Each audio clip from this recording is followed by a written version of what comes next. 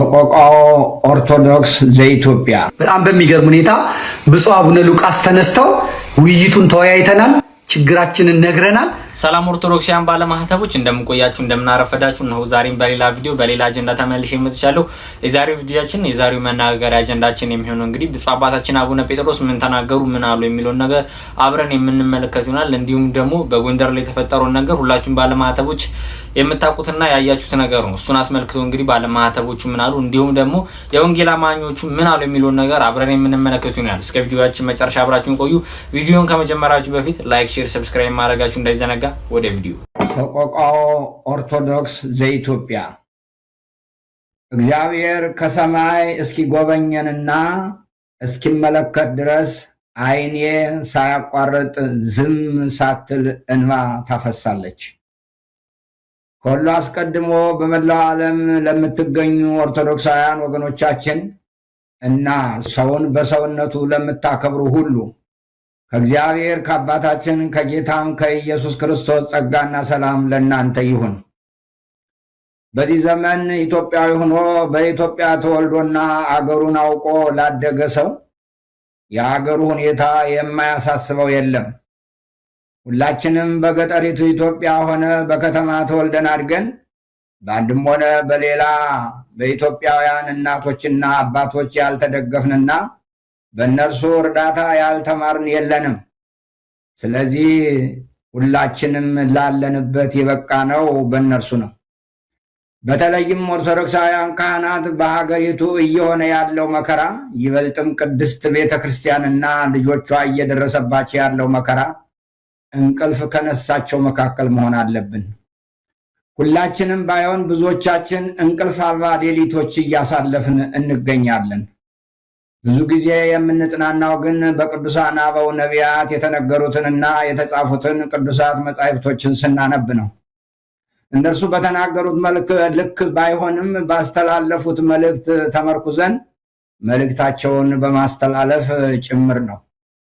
ነቢያት በተሰጣቸው ሀብተ ትንቢት በሀገር ላይ መከራ እንደሚደርስ ከመከራ ለመውጣት እግዚአብሔርን በልቅሶና በዋይታ የጠየቁትን ስናነብና ስናስተውል ኢትዮጵያን እያዩ ያለቀሱ ሆነው እናገኛቸዋለን። የኛ ዓይን ኢትዮጵያን እግዚአብሔር ከሰማይ እስኪጎበኝና እስኪመለከት ድረስ ዝም ሳንልና ሳናቋርጥ እንባ እያፈሰስን እንገኛለን። የነቢያቱ መጻሕፍትን በማስተዋል ላነበበ ሰው በኢትዮጵያ እየተደረገ ያለው በዘመነ ነቢያት በእስራኤል የደረሰው ግልባጭ ሆኖ ያገኘዋል።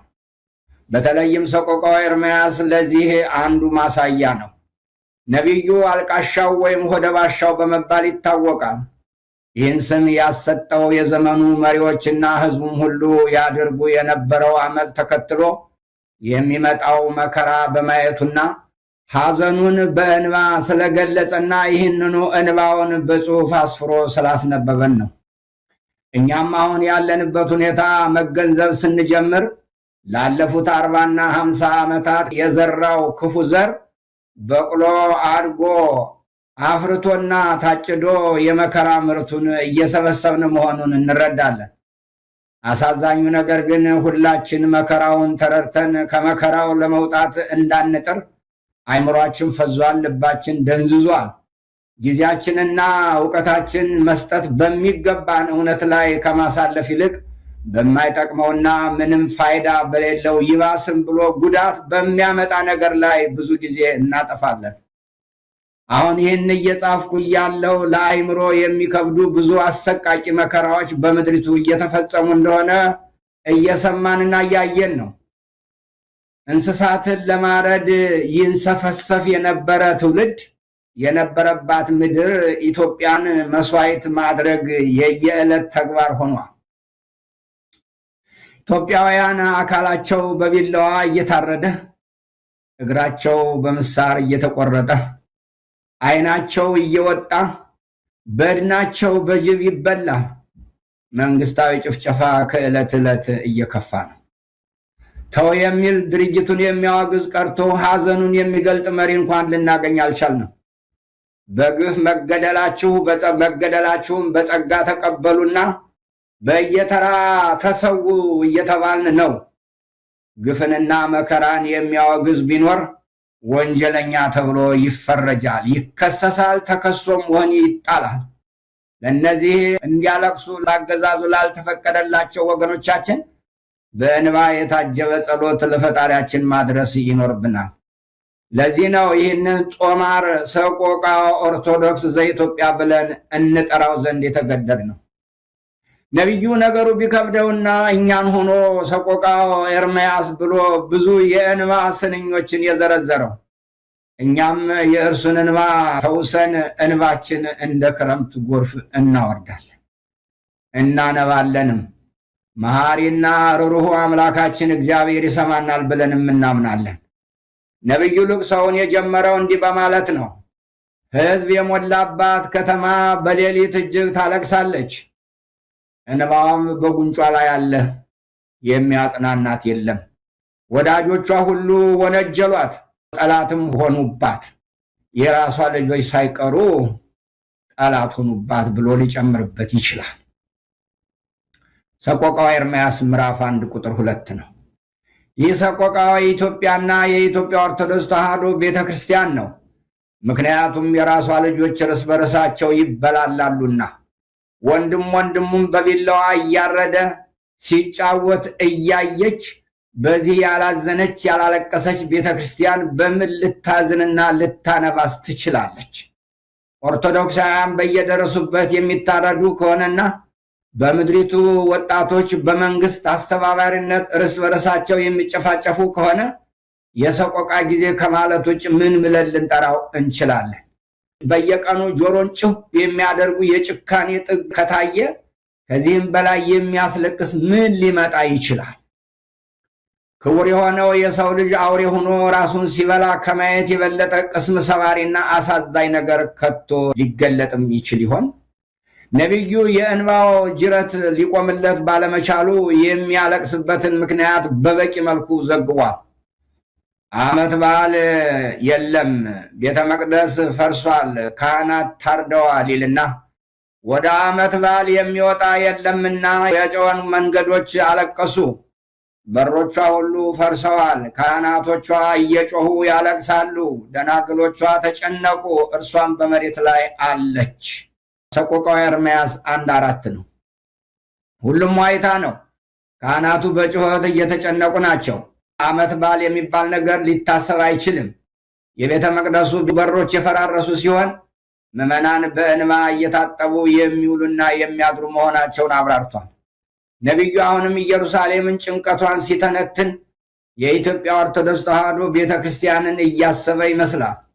ኦርቶዶክስ መሆን እርግማን እስኪመስል ድረስ የመከራ ዶፍ በአገልጋዮችና በምዕመናን ላይ እየወረደ ነው።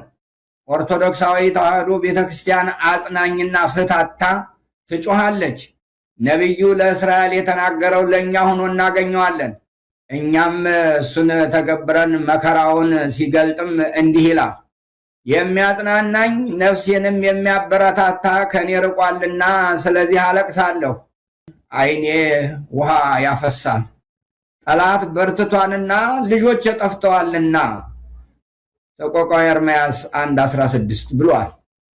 ነቢዩ ለእስራኤል ሲያነባ ክፉና በጎ ቀኝና ግራ የማያውቁ ሕፃናት ደም ሲፈስ አካላቸው የአውሬ ቀለብ ሲሆን እያየና በቅርቡ በአርሲ ከሕፃን እስከ አዋቂ በአንድ ቤት የታረዱትን ኦርቶዶክሳውያን በሩቅ እየተመለከተ መሆን አለበት። ይህን ከባድ ሐዘን በእንባው ሲገልጸው ሕፃኑና ጡት የሚጠባው በከተማይቱ ጎዳና ላይ ሲዝሉ ዓይኔ በእንባ ደከመች፣ አንጀቴም ታወከ። ስለ ወገኔ ሴት ልጅ ቅጥቃጤ ጉበቴ በምድር ላይ ተዘረገፈ። ሰቆቃወ ኤርምያስ ምዕራፍ 2 ቁጥር 11 ይላል። መሬቱን የሚያርስበት ሰላም አጥቶ እየተደበቀ አርሶ የበቀለለትን ቡቃያ የጨካኞች ወታደር በእሳት አቃጠሉበት። ይህም አልበቃህ ብሎ ጨካኝ ወታደሮች እናቱንና መነኩሴ አያቱን በደቦ ደፍረው ገለውበት፣ የቤቱን ሀብት ዘርፈው ወስደውበት፣ ብቻውን የቀረ ልጅ እንዲሁም በወለጋ እናቱ ተገላ ከአስከሬኑ ጋር ሆኖ ያለቅስ የነበረ ልጅ አይቷል። የነቢዩ እንባ መጉረፉን ቀጥሏል። በከተማ ጎዳና እንደተወጋ ሰው በዛሉ ጊዜ ነፍሳቸውን በእናታቸው ብብት በወጣች ጊዜ እናቶቻቸውን እህልና የወይን ጠጅ ወዴት አለ ይሏቸዋል። ሰቆቃወ ኤርምያስ ምዕራፍ 2 ቁጥር 12 ነው ማለት። የሚበላ የሚጠጣ ጠፍቶ በረሃብ ጣር የሚሞቱ ኢትዮጵያውያን ብዛት እናታቸው እንዳትቆጥራቸው እሷም ተገድላለችና ትውልድ ይቁጠረው። በነቢዩ ዘመን የነበሩ አይሁድ ይመሩት የነበረው የመከራ ሕይወት ዛሬ በኢትዮጵያ ሚሊየን እናት አባቶች እና ልጆች ታሪክ ሆኗል። ነቢዩ ኢየሩሳሌም ኢትዮጵያን አጽናኝ ፈዋሽ እንደሌላት ሲተነብይ የኢየሩሳሌም ሴት ልጅ ሆይ ምን እመሰክርልሻለሁ? በምንስ እመስልሻለሁ? ድንግሊቱ የጽዮን ልጅ ሆይ ኢትዮጵያ ሆይ የኢትዮጵያ ኦርቶዶክስ ተዋሕዶ ቤተክርስቲያን ሆይ አጽናናሽ ዘንድ በምን አስተካክልሻለሁ? ስብራትሽ እንደ ባሕር ታላቅ ነውና የሚፈውስሽ ማን ነው? ሰቆቃወ ኤርምያስ 2:13 ብሏል። የሚፈውስ ጠፍቶ ምድር በመከራ ባህር ተውጣለች እንዳለ ነቢዩ ዛሬም እኛ ይህንኑ እንላለን። በራሳቸው ፈቃድ ማስተዋላቸውን የሸጡ ራሳቸውን በሰበሩ ተሰብረናል ባዮች የምድር ስብራት የሚያመጣውን መከራ መገንዘብ የተሳናቸው ለራሳቸው ጥቅም ብቻ የቆሙ ማህበረሰብን ለድህነት የሚዳርጉ በድሃ የሚዘፍኑ በሞት የሚሳለቁ ድሃ ሲያዩ የሚፈነድቁ ለክብር ያበቃቸውን ሕዝብ የሚንቁና ወደ ድህነት ጉድጓድ የሚጥሉ ጨካኝ መሪዎች በሆኑበት ምድር ላይ ይህን ማለት እንዴት ይነስ? ዛሬ ሰቆቃወ ኦርቶዶክስ ዘኢትዮጵያ ብንል የሚሞግተን ማን ነው? አልቃሻው ነብይ እስራኤል ኢትዮጵያን ከእንቅልፏ እንድትነቃ እንዲህ እያለ በእንባ ይቀሰቅሳታል። ዛሬም እኛ ይህን እንላለን። ተነሽ፣ በሌሊት በመጀመሪያ ክፍል ጩሂ፣ በጌታም ፊት ልብሽን እንደ ውሃ አፍስሺ። በጎዳና ሁሉ ራስ ላይ በራብ ስለደከሙ ስለ ሕፃናትሽ ነፍስ እጆችሽን ወደ እርሱ አንሺ። ለተራቡ ልጆችሽ እጆችሽን አንሺ ወደ ፈጣሪሽ። ይህ ቃል በዚያ ዘመን ለነበሩ ሆነ ለኛ አገር ባለስልጣናት ፖለቲካ ነበር። የኛዎቹ ጉዶችም ፖለቲካ ነው ይሉናል። በዚህም ምክንያት እስራኤላውያን ኤርምያስን አስረው ከውሃ ጉድጓድ ጨምረው አሰቃይተውታል። የኢትዮጵያ ገዦችም ደግሞ ኤርምያስ መሰል መምህራንን በጨለማ ቤት እያሰሩ ያሰቃዩቸዋል። በተለይ እውነት የሚናገሩ ከሆነ ቦታ የላቸውም። የጊዜ ጀግኖች ገዦቻችን መገንዘብ የሚኖርባቸው በዚያ ዘመን የነበሩ መሪዎች ልክ እንደናንተው እንደነበሩ ነው። አሳዛኙ ነገር ግን ምንም ቢዋሹ ከፈሩት ጥፋት አላመለጡም። ለናንተ ያየነውንና የምንኖረውን እውነት መናገር መግለጥ ፖለቲካ ነው። እግዚአብሔር ግን ሁሉን ያያል ይመለከታልም፣ ከዚያም ይፈርዳል። በኤርምያስ ዘመን የነበሩ መሪዎች እናንተን የመሰሉ ስለነበሩ ለኤርምያስ እንባ መልስ በመስጠት ፈንታ ተሳለቁበት፣ ግፋቸውንም አጽንተው ቀጠሉበት። መከረኛው ነቢይ መሳሪያው እንባው ነውና ልቅሶውን አላቆመም። አቤቱ እይ በማን ላይ እንደዚህ እንዳደረክ ተመልከት። በእውኑ ሴቶች ፍሬያቸውን ያቀማጠሏቸውን ሕፃናት ይበላሉን? በእውኑ ካህኑና ነቢዩ በጌታ መቅደስ ውስጥ ይገደላሉን? ሰቆቃወ ኤርምያስ 2:20 ነው ሲል እግዚአብሔርን ይጠይቃል። እንዲህ አይነት መከራ ከኢትዮጵያ በቀር በማን ደርሶ ያውቃል? ይህ አይነት መከራ ሲፈጸም ዝም ማለታችን መገደል መሰቃየቱ ተስማምቶን ይሆን? እናቶች በድህነት አቅማቸው ጦም እየዋሉና እያደሩ ያሳደጓቸውን ያስተማሯቸውን ጧሪ ልጆቻቸውን በግፍ ተገድለው አውሬ እንዲበላቸው ዱር ተጥለው የአውሬ ሲሳይ ሲሆኑ ካህናቶቻችን በቤተ መቅደስ ሲገደሉ የምዕመናን እረኛ የሆነ እኛም ሆነ ልጆቻችን ዝምታችን የጤና ይሆን? ስለ ግፉ ኢትዮጵያውያንና ኦርቶዶክሳውያን እንዲህ ስንል እንጠይቃለን። አይነተ ብዙ የሆነው መከራ በሌላ ሀገር ተደርጓልን?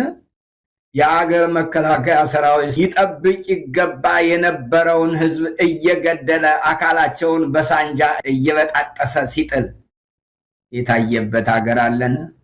ይህን የሚነግረኝ የታሪክ ሰው ይኖር ይሆን? እንዲህ አይነት ማሰቃየት በዜጋው ቀርቶ አገርን በወረረ ጠላት ላይ እንኳን ሊፈጸም አይገባም ነበር። የራስን ህዝብ በእምነቱ ለይቶ መፍጀት ያውም በ21ኛው ክፍለ ዘመን የመጀመሪያው ሳይሆን ይቀራል ብላችሁ ነው? ይህስ ያላስለቀሰ ምን ሊያስለቅስ ይችላል? ነቢዩ በተሰጠው ሀብተ ትንቢት የዛሬዋን ኢትዮጵያ ሲመለከት ምንም አይነት ተስፋ ሊያገኝ አልቻለም። መሪዎች ልብ ገዝተው ለእግዚአብሔር የሚታዘዙ አይደሉም። የእነሱን ፈቃድ ፈጻሚዎች ደግሞ በትዕቢት እየበረቱ ናቸው። ለዚህ ነው ብላቴናውና ሽማግሌው በመንገዶች ላይ ተጋደሙ፣ ደናግሎችና ጎበዛዝት በሰይፍ ተገድለዋል ያለው። እየሆነ ያለው በትኩረት ለተመለከተው የሰው ዘር የሚቀር አይመስልም። በኩራት የሚያሳዩንና በድሃው ገበሬ ላይ የሚተኩሱት የጀምላ ጨራሽ መግደያ መሳሪያዎች የሚነግሩን በኢትዮጵያ ምድር የሰው ዘር የሚተርፍ አለመሆኑን ነው። ወገናቸውን ገለው በቴሌቪዥን መስኮት ብቅ እያሉ የሚፈክሩ የጦር ጀነራሎች ማየት ከጀመርን 7 ዓመታት ተቆጠሩ። የሚነግሩንን የሟች ቁጥር ብንደምር የሚያኮራቸው ሳይሆን የሚያሳፍራቸው፣ በጦር ወንጀለኝነት የሚያስጠይቃቸው ይሆናል። የድሃ ልጆችን ገለው አውሬ እያስበሉ ልጆቻቸውን ግን ሚሊዮን ብሮች አውጥተው ድል ባለ ሰርግ ይድራሉ። እንደ ጭካኔያቸውና ፉከራቸው ዝግጅታቸው የእግዚአብሔር ምሕረት ባይኖር ኑሮ ማን ይተርፍ ነበር? እንደ ዛሬዎቹ የሀገራችን ሃይማኖት መሪዎች ሁሉ በዚያ በነቢዩ በኤርምያስ ዘመን በሚገደሉ ወገኖቻቸው የሚተባበሩ ነቢያት ነበሩ። ነቢዩ ኤርምያስ ወደ እግዚአብሔር ተመለሱ፣ መዓት መጥቷል ሲል አይደለም ድል እያደረግን ነው፣ ብልጽግና ነው እያሉ ይሰብኩ ነበር። አሁንም በምድራችን የዘመኑ ወንጌላውያን ነን ባዮች ኦርቶዶክሳውያንን ሲገድሉ ሊገደሉ ይገባቸዋል፣ እኛን ሲያሳድዱ ነበር፣ ጊዜው የእነርሱ የመገደል ዘመን ነው፣ በሚገደሉ ኦርቶዶክሳውያን የሚያገባኝ የለም፣ ምክንያቱም ለእነርሱ የመታረድ የመሰደድ ዘመን ለእኛ ደግሞ የመስፋፋት ዘመን ነው የሚሉ በወንጌል ስም በነፍሰ ገዳይነት የሚተባበሩ አማኝ መሳይ ጨካኞች እያየን ነው። የጭካኔያቸውን መጠን የገለጡበት መንገድ ያስፈራል። ከኦርቶዶክሳውያን አማንያን በቀር ለሰው ልጅ ሁሉ ማዘን ያስፈልጋል የሚል ጨካኝ በዓይናችን በብረቱ እየተመለከትን ነው። ገበሬው እንዳያርስ በድሮን ይገደላል። ነጋዴው እንዳይነግድ መንገድ ከመዘጋቱም በላይ ያልሰራውን እንዲከፍል ይገደዳል። ትምህርት ቤቶች የወታደር ካምፕ፣ ሆስፒታሎች የወታደር ምሽግ ሆነዋል። እስኪ አሁን ኢትዮጵያውያንን ገድሎ ለመጨረስ ከ20 ጊዜ በላይ አዋጅ ታውጇል። በመቶ ሺዎች ተገድለዋል፣ ለሃይማኖታቸው ተሰውተዋል። በሚሊዮኖች የሚቆጠሩ ወገኖቻችን በረሃብ አለንጋ እየተገረፉ ከሞት ጋር እየታገሉ ነው። ሌሎች በመፈናቀል ቤት አልባ ሆነዋል። በአንድ ቃል ምድሪቱ ሲኦል ሆናለች። በዚህ መካከል መሪዎቹና አጫፋሪዎቻቸው በከፍታ ማማ ላይ ነን ይሉናል። የሰዎች ጭካኔ የሚገልጥ ቃል መዝገበ ቃላት ውስጥ ማግኘት የሚቻል አይመስለኝም። በዚህ ሁሉ ግን የእግዚአብሔር ምሕረት አለ። የእርሱ ቸርነት ባይኖር ኑሮ እንደነሱ ጭካኔ የሰው ዘርም ባልተረፈ ነበር።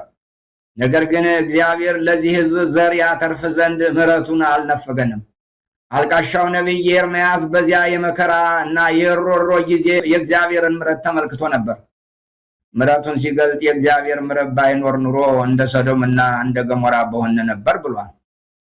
ሲያክልም ያልጠፋ ነው ከእግዚአብሔር ምሕረት የተነሳ ነው፣ ርኅራኄው አያልቅምና ማለዳ ማለዳ አዲስ ነው፣ ታማኝነት ብዙ ነው። ነፍሴ እግዚአብሔር እድል ፈንታዬ ነው፣ ስለዚህ ተስፋ አድርገዋለሁ አለች። በዚህ መልክ የእግዚአብሔርን የማያልቅ ምሕረት ሲገልጡ ለእኛም ተስፋ ይሆነናል። የእግዚአብሔር ምሕረት አለ። ስለዚህ ዓለም በክፉዎች ክፋት ብትያዝም ብትሞላም ክፉዎች የፈለጉትን ያህል አይሄዱም። ቅዱስ መጽሐፍም ታሪክም የሚያስተምሩን ይህንኑ ነው። ታሪክ ከዚህ ሲደርስ ራሱን ሊለውጥ አይችልም። እኛ ምን መክራለን? የሀገር መከላከያንን ብላችሁ ራሳችሁን የምትጠሩና በኢትዮጵያውያን ግብር ከፋዮች ገንዘብ ቅምጥል ኑሮ የምትኖሩ ራሳችሁን ጠይቁ። ሰዎች ከሆናችሁ ምን እያደረጋችሁ እንደሆነ ዘወር ብላችሁ ተመልከቱ። ወገናችሁን በመጨፍጨፍ 7 ዓመት ሞላችሁ። ምን አተረፋችሁ? ዘመድስ የላችሁም?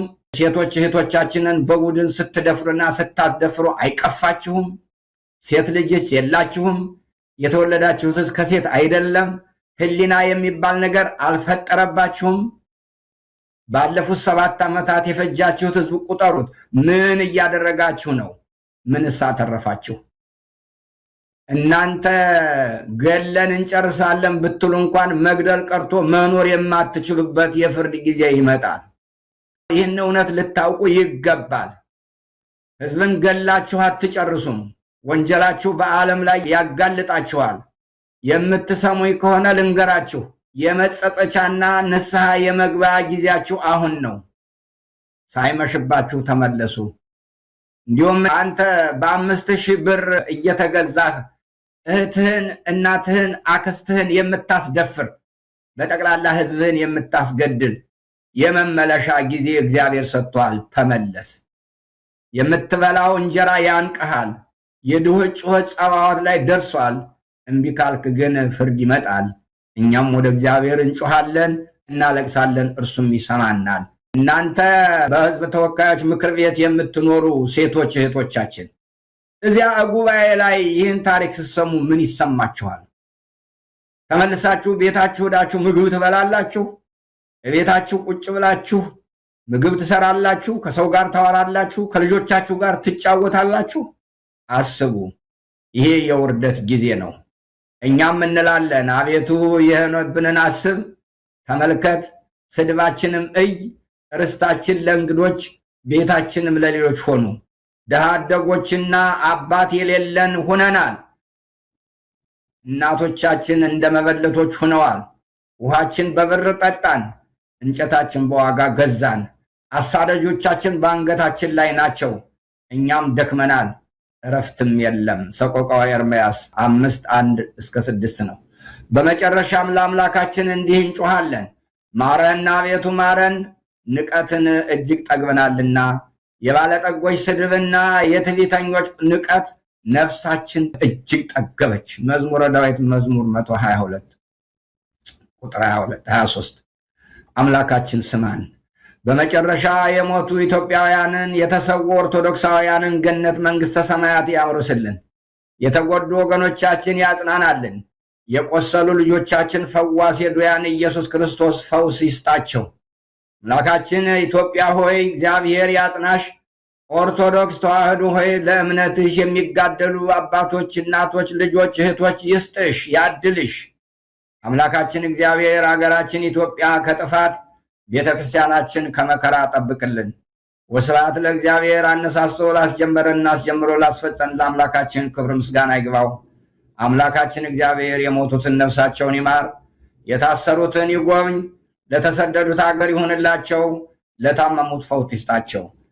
እንግዲህ እንዳያችሁትና እንደሰማችሁት ነው። ብፁዕ አባታችን አቡነ ጴጥሮስ ከመንጋውን ከፊት ሆኖ ሲመሩ የነበሩ አባቶቻችን ናቸው። ለትውስታ ያህል ደግሞ እችኛዋን ቪዲዮ እስቲ ላስታውሳችሁ። ከቅድስት ቤተክርስቲያናችን የተወገዙና የተለዩ ብፁዕ አቡነ አብርሃም የጠቅላይ ቤተ ክህነት የመንበረ ፓትርያርክ ጠቅላይ ቤተ ክህነት ስራ አስኪያጅና የባህር ዳር ሀገረ ስብከት ሊቀ ጳጳስ፣ ሁለት ብፁዕ አቡነ ጴጥሮስ የቅዱስ ሲኖዶስ ዋና ጸሐፊና የኒውዮርክ ሀገረ ስብከት ሊቀ ጳጳስ፣ ብፁዕ አቡነ ኤልያስ የጋሞ ጎፋ ሀገረ ስብከት ሊቀ ጳጳስ፣ ብፁዕ አቡነ ሩፋኤል የጋምቤላ የምዕራብ ወለጋ የቄለም ወለጋ የአሶሳና የደቡብ ሱዳን ሀገረ ስብከት ሊቀ ጳጳስ፣ ብፁዕ አቡነ ናትናኤል። አንዳንድ አካላት እንግዲህ እንደሰማቻቸው ነው። ብቻ ብፁዕ አባታችን አቡነ ጴጥሮስ ከመንጋው ፊት ቀድሞ የሚገኙ ከመመኑ እኩል ነገሩ ፍትህ ያገኝም አያገኝም መልስ ያገኝም አያገኝም ከመመኑ እኩል የሚጮሁ አባት ናቸው። ከልጆቼ በፊት እኔን ከበጎቼ በፊት እኔን ብለው የሚናገሩ አባት ናቸው። በእንደዚህ አይነት መልኩ ከሀገርም ወጡ ሀገር ውስጥም ተቀምጠው ለመመኑ ቀን ከሌት የሚታገሉ የሚጮህ አባት ናቸው። በረከታቸው ይደርብን። ወደ ቀጣኛው ቪዲዮ እናልፋለን። ለዚህ ድርጊቷ የጎንደር ሙሉ ወንጌል ቸርች ይቅርታን ጠይቃለች። በጣም ስትደሰቱ የነበራችሁ መናፍቃን አሁን ረጋ ብላችሁ ለማዳመጥ ሞክሩ። ለኢትዮጵያ ኦርቶዶክስ ተዋሕዶ ቤተክርስቲያን እምነት ተከታዮች ወንድም እህቶች በሙሉ ጉዳዩ ይቅርታን ይመለከታል። የጎንደር ሙሉ ወንጌል አማኞች ህብረት በየዓመቱ መንፈሳዊ ፕሮግራሞችን እንደሚያደርግ ይታወቃል። ይሁን እንጂ በዚህ ዓመት ግን ማለትም ህዳር 26 2018 ዓ.ም የተደረገው ፕሮግራም ከባለፈው የተለየና ከኢትዮጵያዊነት ወደ ከጎንደሬነት ባህል ያፈነገጠ እና በተለይም የኦርቶዶክስ እምነት ተከታይ ወንድም እህቶቻችንን በእጅጉ ያሳዘነ ያስቆጣ በመሆኑ ይህንን አይነት ስህተት ከዚህ በፊት አላደረግንም፣ ከዚህም በኋላ አናደርግም። አሁን በተፈጠረው ስህተት ግን ከልብ ይቅርታ እንጠይቃለን። እግዚአብሔር ሀገራችንን ኢትዮጵያን ይባርክ ይላል። ስለዚህ ከዚህም በፊት አልሰራንም፣ አሁን ለሰራነውም ተጸጽተናል፣ ልክ አልነበርንም። በጣም ስትንጫጩ የነበራችሁ ጎንደርን ሰሜንን ለኢየሱስ አሸነፍን ብላችሁ ስትጮሁ የነበራችሁ ይኸው ቸርቻችሁ ልክ እንዳልሆነና ድርጊቱ ስህተት እንደነበረ ከዚህም በኋላ እንደማያደርገው ይቅርታን ጠይቋል። እንግዲህ በጎንደር ላይ የተፈጠረው ነገር ሁላችሁም ባለማተቦች የምታውቁት ነገር ነው። እሱን አስመልክቶ ሙሉ ወንጌል ቸርች ይቅርታ ብሎ የኦርቶዶክስ ሃይማኖት አማኞችን ጠየቀ። እሱ አይደለም የገረመን፣ ግን በስር ያላችሁ ፕሮቴስታንት እምነት ተከታዮች እኛን አይወክልም ብላችሁ መናገራችሁ ነው። ይሁን እንደሰማችሁት ግን ባለማተቦችም ተናግረዋል። እንዲሁም ደግሞ ይቅርታ በመጠየቃቸው ምክንያት ብዙ ተቃውሞ ደርሶባቸዋል። ሆዲፍጆ ወደ ቀጣይኛው ቪዲዮ እናልፋለን። በጣም በሚገርም ሁኔታ ብፁዕ አቡነ ሉቃስ ተነስተው ውይይቱን ተወያይተናል፣ ችግራችንን ነግረናል፣ አሁን ደግሞ ቪዲዮ ነው ማሳያችሁ ብለው ስልካቸውን አውጥተው ይሄ የምንለጥፈውን አውጥተው ለነጮቹ ለአምባሳደሮቹ ሲያሳዩአቸው ማየት እስኪሳናቸው ድረስ አንገታቸውን ደፍተው፣ ምክንያቱም ገዢዎቹ እስላሞች ናቸው፣ የወረዳ አስተዳዳሪዎች እስላሞች ናቸው፣ የኦሮሞ እስላሞች ናቸው፣ የዋሃቢ እስላሞች ናቸው፣ ሚኒሻዎቹ እስላሞች ናቸው፣ ፖሊሶቹ እስላሞች ናቸው፣ ወታደሮቹ እስላሞች ናቸው፣ ገዢዎቹ ጴንጤዎች ናቸው። አብይ አህመድ፣ ሽመልስ አብዲሳ፣ አዳነች አበቤ ፕሮቴስታንቶች ናቸው። እየታረደ ያለው ከነገድ አማራ፣ ከሃይማኖት ደግሞ ብሔራቸው የሁሉም የሆነ ኦርቶዶክስ የሆኑ እየታረዱ ነው። አንድ ሁለት ሳምንት ፍትህ ለአርሲ፣ ስለ አርሲ ዝም አንልም በመዝሙር በሆነ ነገር እየሰራችሁ ነበረ። ዛሬ ደግሞ ሌላ አጀንዳ ተሰጥቷችኋልና በጣም ሌላ አጀንዳ እያሯሯጣችሁ ነው። ምን አለ ግን ለህሊናችሁ ብትታመኑ ማምላክን ፎቶ መልቀቅ የምትወጂ ሰው አትልቀቂ። ልደትሽን አታክብሪ። የሆነ ነገር አታርጊ። ቢያንስ እንኳን ፍትህ መጠየቅ ቢያቅትሽ ምንም ከመፖሰት እጅሽንና እግርሽን ነበር ቆጥቢ። ሲያስቀድስ ስንሰማው የነበረው ሰው ዛሬ ምናልባት የሆነች ትንሽዬ የሚኒሻ ስልጣን ስላገኘ ብቻ የቤተ ክርስቲያን አጥር ካልተነቀለ መቅደስ ካልፈረሰ ብሎ ክርስትናው ተሸርሽሮበት መላጣ ሆኖ የቀረሰን ታለ መሰላችሁ። እንግዲህ እንዳያችኋቸው አባቶቻችን ብፁዕ አቡነ ሉቃስ በአሜሪካ ኮሚቴ ተዋቅሯል በዚህ በአርሲ ጉዳይ ላይ እና እንደ አባት እንደ እረኛ ከፊት ቀድመው የባለማተቦችን የልጆቻቸውን ጭፍጨፋ ለዓለም መንግስት አሳልፈው ሰጥተዋል፣ አሳይተዋል። በዚህ ጉዳይ ላይ ደግሞ እስኪዘገንናቸው ድረስ ነው ቪዲዮን አውጥተው ያሳያቸው። እንደሰማችሁት ነው እንግዲህ ደጉን ጊዜ ያምጣልን ማለቱ ሳይሻል አይቀር። ቀጣይኛውን ፕሮግራማቸውንም እየጠበቅን እንገኛለን። ዛሬም ግን የአርሲ ባለማተቦች እየጣሩ ይገኛሉ። ፍትህ ለአርሲ ኦርቶዶክሳውያን ባለማተቦች ማለት እንፈልጋለን። ለዛሬው በዚህ ቆይን። ቀጣይ በሌላ ቪዲዮ እስከምንገናኝ ድረስ ቸር ሰንብቱልኝ። ላይክ፣ ሼር፣ ሰብስክራይብ ማድረጋችሁ እንዳይዘነጋ።